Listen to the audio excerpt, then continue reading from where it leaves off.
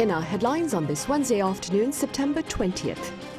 President Yoon Suk-yeol sits down separately with 17 of his global partners on the sidelines of the United Nations General Assembly ahead of his own UN address on Wednesday US time, during which he plans to condemn threats to security and to promote concerted efforts for global prosperity. And during their separate addresses at the United Nations General Debate in New York on Tuesday, US President Joe Biden and Ukrainian President Volodymyr Zelensky strongly denounced North Korea's hostile weapons emissions and Russia's rampant military aggression, respectively. Meanwhile, the Organization for Economic Cooperation and Development lowers its growth outlook for the world economy to 2.7% next year, citing lingering uncertainties, while the Asian Development Bank maintains its projection for the South Korean economy at 1.3% this year. We start in New York yet again as President Yoon Suk-yeol actively seeks to promote partnerships with his counterparts on several fronts ahead of his address at the UN General Debate, which we here at Arirang News will be carrying live in the wee hours of Thursday morning Korea time. First, here's our presidential correspondent, Kim Do-yeon. The top office says President Yoon Suk-yeol in the first 2 days of his visit to New York met with 17 leaders through sideline summits, and there are still 20 more meetings to come.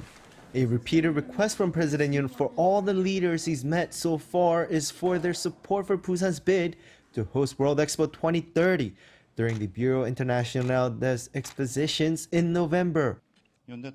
President Yoon has been actively explaining that the Busan World Expo will be a versatile platform that provides the most competitive means of communication, promotion and exchange. The top office also emphasizes that the meetings are not just to promote Busan's bid. And as President Yoon Suk-yeol sits down with the leaders, he's also looking for opportunities to boost economic exchanges. The top office says for President Yoon, diplomacy equals economy. It says the bilateral sit-downs here in New York will lead to a bigger playing field for South Koreans to expand their businesses around the world. The near 40 countries that Yoon will have met during this trip make up 5% of the world's GDP, but they only take around 3% of South Korea's total exports. So there is room for growth in trade with these countries.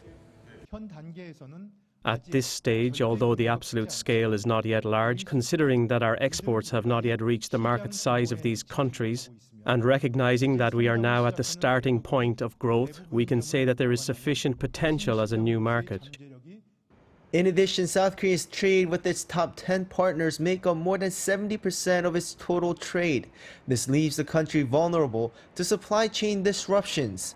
So by working with these 40 countries, around a fifth of UN members, that South Korea can cooperate with through official development assistance, it can diversify its supply chains.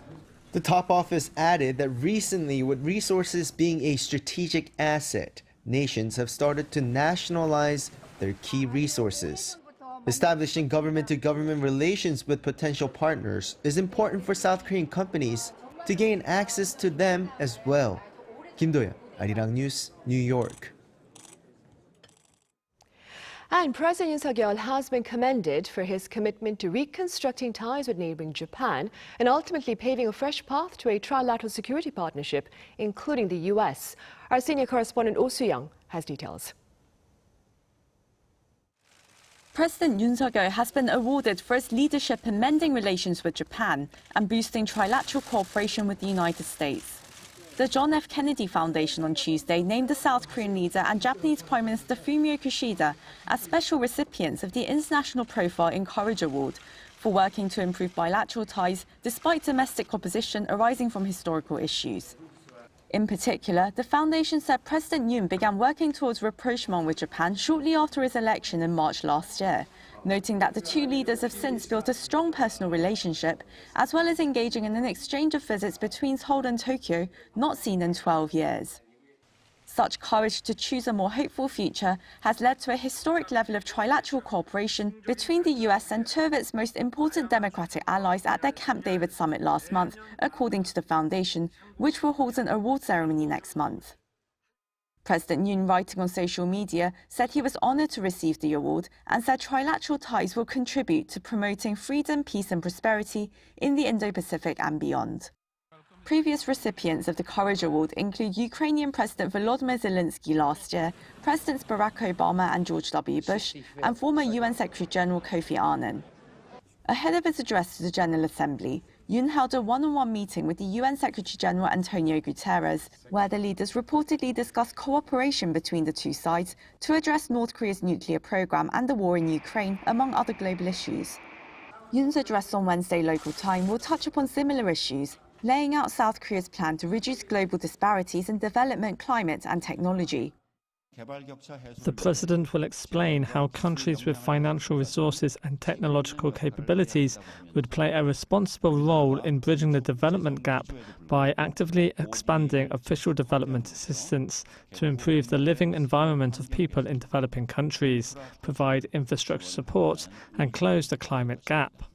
He will introduce specific policies such as expanding green ODA, financial contributions, use of carbon-free energy, and propose our leading initiative to proliferate carbon-free energy. The President will pledge a leading role by his whole in forming global principles and mechanisms for digital governance, including on technologies like AI.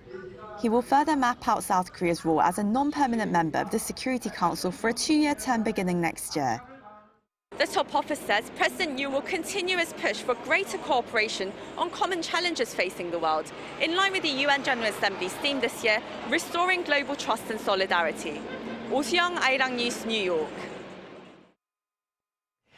And at the UN General Debate in New York earlier on Tuesday, US President Joe Biden denounced North Korea's weapons ambitions as well as Russia's ongoing aggression. And with regard to the latter, Ukrainian President Volodymyr Zelensky shed a disturbing light, that is, on the plight of Ukrainian children.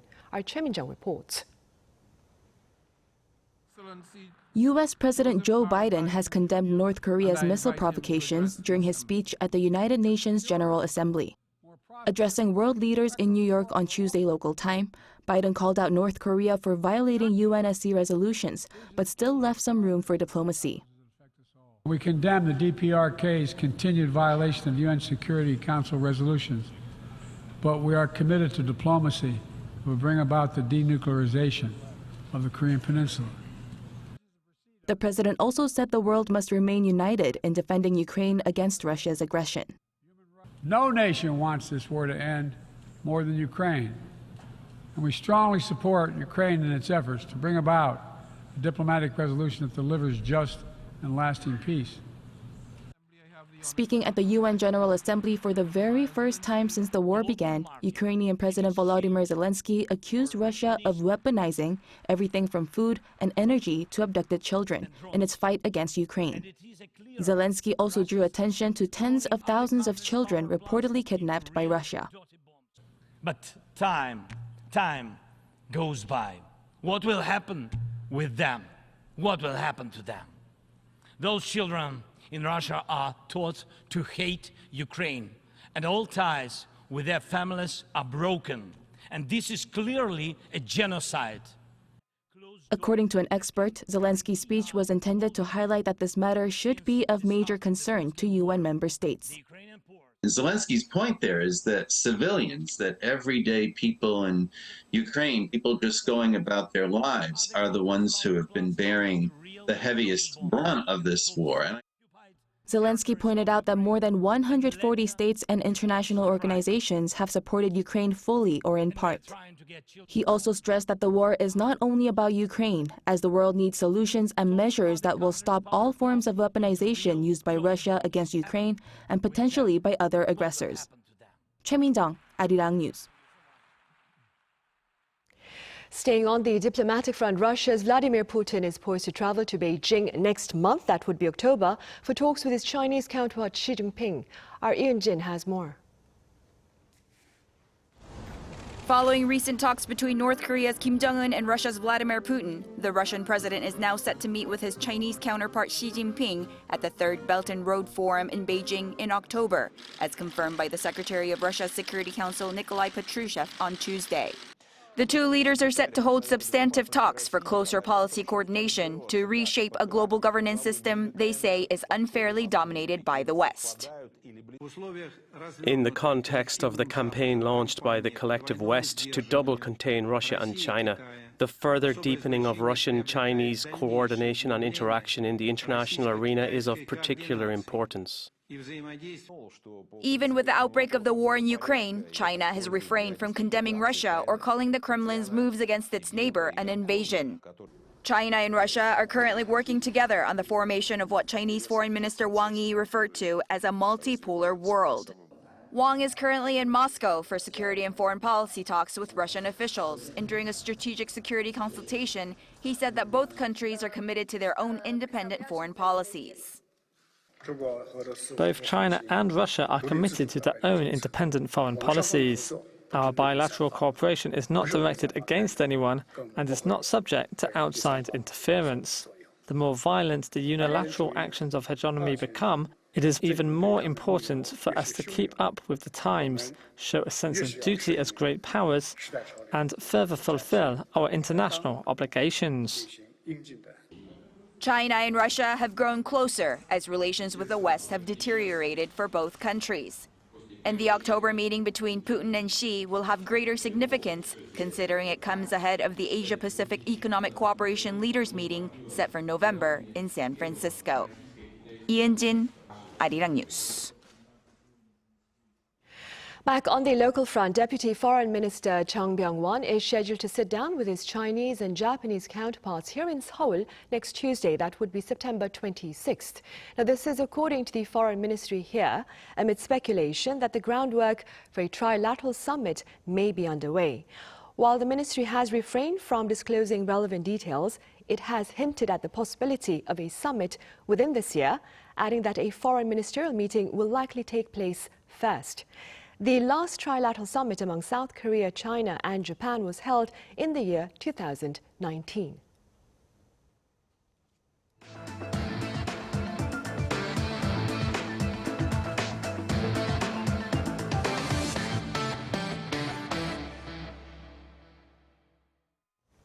The world economy is expected to expand 2.7% in 2024. Now, this latest outlook by the OECD is lower than its June estimate of 2.9%. Our An Sung-jin tells us why.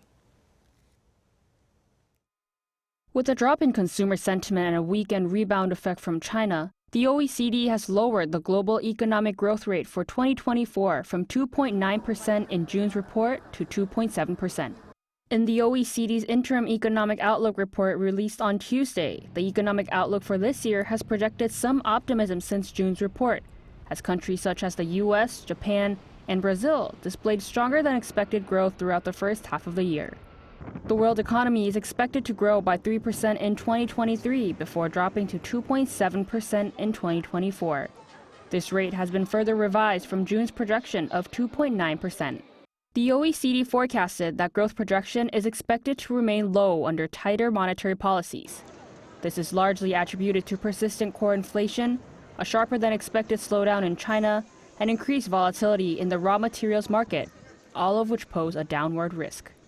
World economies have been adjusting to the dropping growth rate as monetary policies become stricter with increased interest rates for new corporate and mortgage loans and rising debt.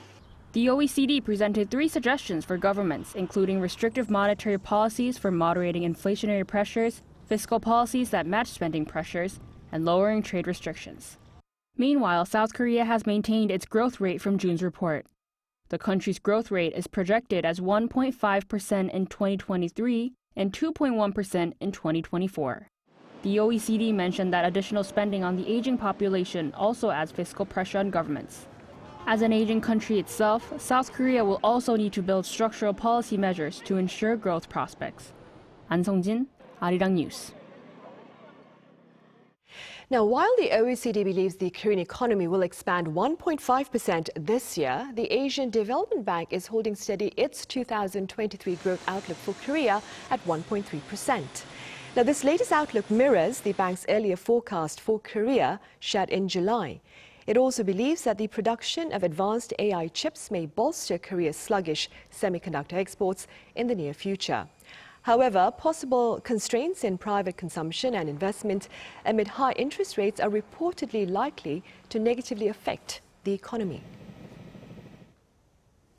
Wholesale prices in August saw their highest on-month hike since April last year. According to the Bank of Korea on Wednesday, the producer price index for August stood at 121.16, up 0.9% from July to mark its greatest gain in 14 months. The surge was reportedly led by higher prices of coal and petroleum products on the back of soaring global oil prices. Producer prices for agricultural products also rose tangibly amid the repercussions of heavy rain and heat waves this past summer. Just a day ago, we shared news of a U.S. District Court's decision to dismiss a lawsuit filed by U.S. energy company Westinghouse against its Korean rival Korea Hydro and Nuclear Power to block exports of reactors. Westinghouse now plans to appeal that decision. Our Lee Seung-jae has the latest. On Monday, the District Court for the District of Columbia rejected the complaint by U.S. energy firm Westinghouse Electric Company, which said that Korea Hydro and Nuclear Power and the Korea Electric Power Corporation use technology and designs it owns to export nuclear power plants to other countries.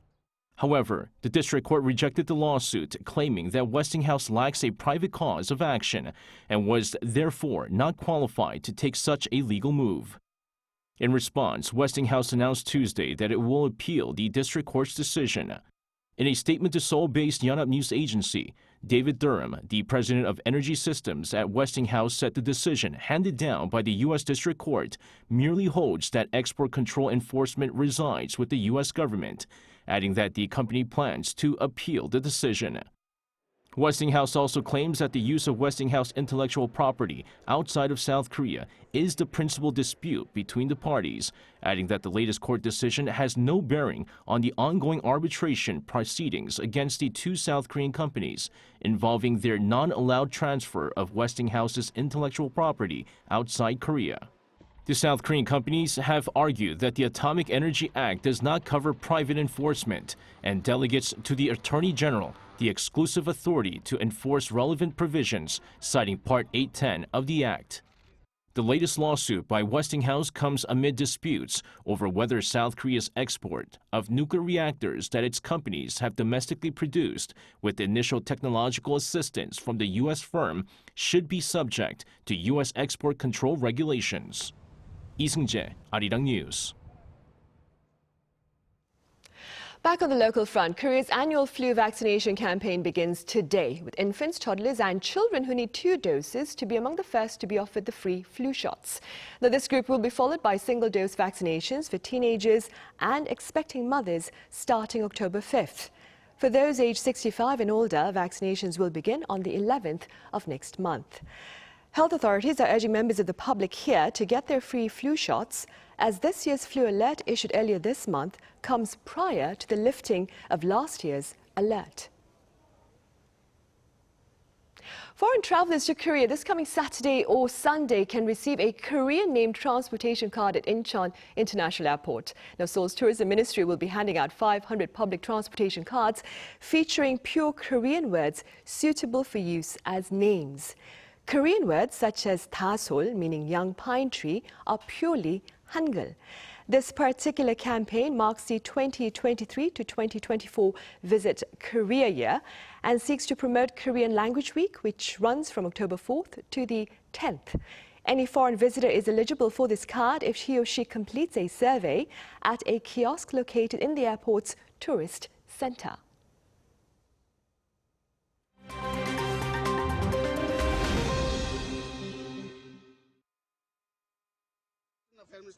Let's take a look at what's going on in the world now. India expelled a top Canadian diplomat on Tuesday amid rising tensions over claims that India was involved in the killing of a Canadian Sikh separatist leader. New Delhi cited concerns over Canadian diplomatic interference in India's internal affairs and alleged involvement in anti-India activities. This follows Canada's expulsion of an Indian diplomat whom it described as the head of Indian intelligence. Canada has claimed that there are credible allegations possibly linking the Indian government to the murder of Hardeep Singh Nijjar. The 45-year-old Sikh leader had been campaigning for a separate homeland in India for the Sikh community. He was shot and killed by two masked gunmen near a Sikh cultural center in Vancouver in June. India has called the murder accusation absurd. In Libya, protests in the flood-ravaged city of Derna have led the city council to be dismissed. Hundreds of protesters on Monday demanded the removal of those in power, and a crowd burned down the local mayor's house. The protesters also demanded an independent investigation into the disaster and for Derna to be rebuilt under international supervision. The city was devastated by flooding last week after two dams burst near the city. Around 4,000 people were killed and nearly 10,000 are missing. The floods have also caused outbreaks of waterborne diseases and even displaced landmines. Meanwhile, phone and internet connections have been cut and journalists have been ordered to leave the city amid a media crackdown. In Japan, passengers aboard the Nozomi Shinkansen bullet train between Tokyo and Nagoya were treated to a brawl featuring pro wrestlers. Touted by event organizers as a world first inside of a bullet train, the wrestling match on Monday took place in a rented carriage. All 75 tickets sold out within 30 minutes. Multiple fighters appeared in the wrestling aisle, but it was ultimately 55-year-old Minoru Suzuki who won after a 30-minute match. And finally, US pop star Katy Perry has sold the rights to her music catalog for a reported $225 million. The sale was made to Litmus Music, which confirmed the deal on Monday. It's the biggest such deal for a solo artist this year. The sale covers all 5 albums that Perry released for Capitol Records and includes platinum hit singles Firework, Hot and Cold, and I Kissed a Girl. Litmus Music also now has Perry's stake in her master recordings and will be able to collect any future royalties. Perry's career hit its peak in the 2010s, but she has since slowed down to focus on her family and other projects. Matthew Ashley, Arirang News.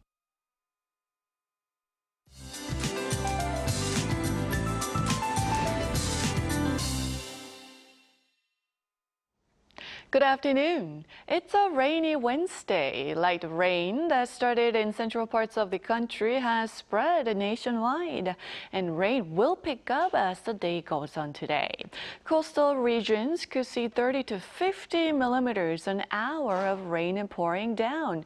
Busan could see more than 150 millimeters of rainfall. The rest of South could see up to 120 millimeters.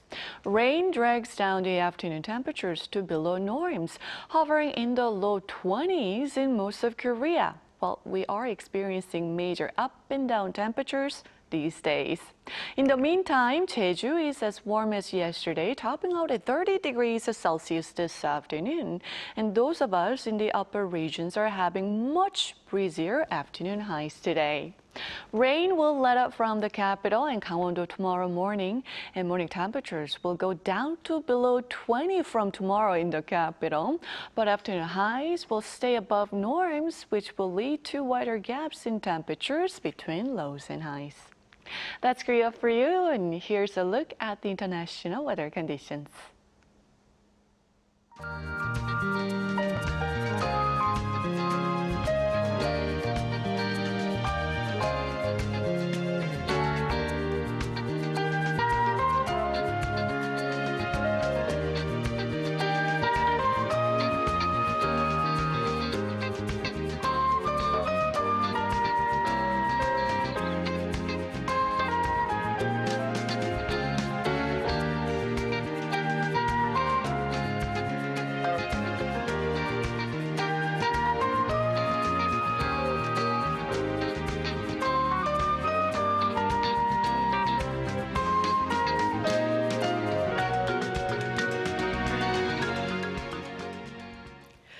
And that ends Wednesday's edition of the Daily Report. Coming up right after this break is our panel session on the local economy and beyond amid lingering uncertainties. Do stay with us. Thank you for now.